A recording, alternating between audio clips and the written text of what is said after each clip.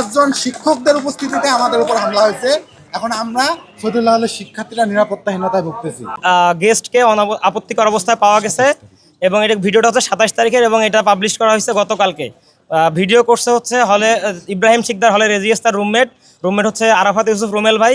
এবং এই ভিডিও সামনে নিয়ে আসা হয়েছে তৃতীয় একজন ব্যক্তির মাধ্যমে।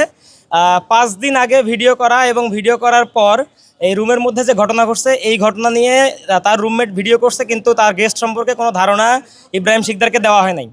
তার রুমের মধ্যে যে এরকম একটা ঘটনা ঘটছে বা তার গেস্ট যে এরকম একটা ঘটনা ঘটাইছে, গত 5 দিন ধরে এই বিষয়টা গোপন রাখা হয় এবং যারা এই ঘটনাটা ঘটেছে তাদেরকে 2 মিনিটের মধ্যে হল থেকে বের করে দেওয়া হয়, কোনো ধরনের প্রক্টোরিয়াল টিম বা প্রশাসনকে না জানায়।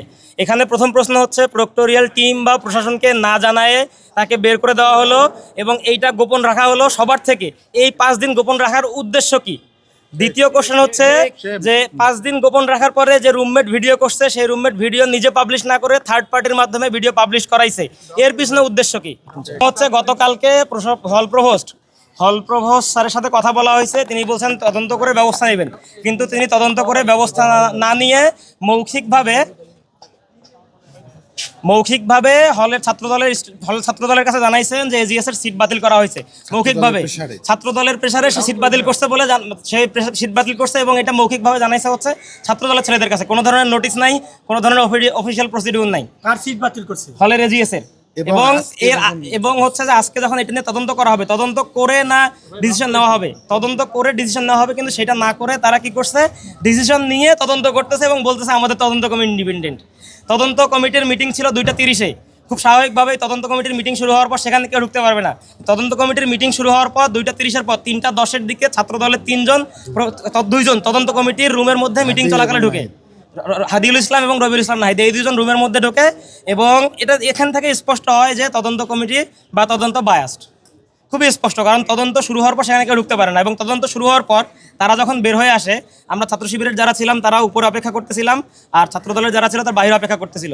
ছাত্রদলের দাবি জায়েদ তালহা উপর থেকে ভিডিও বা ছবি তুলছে, তাদের দাবি, এবং এই দাবির প্রেক্ষিতে তারা এসে হামলা শুরু করে, সংঘবদ্ধভাবে হামলা শুরু করে। এবং যখন হামলা শুরু করে সেই সময় হলের 3-4 জন হাউস লিডার স্যার এসে 5 জন হাউস লিডার স্যার এসে কিছুটা ট্যাকেল দেওয়ার চেষ্টা করে, কিন্তু তারা পরবর্তীতে সরে গেলে তারা এই যে এখানে দেখেন, একে হচ্ছে যে সোফার মধ্যে লাথি দিয়ে ফালায় দেয় এবং একজন গলা টিপে ধরে এবং 2 জন মারতে থাকে।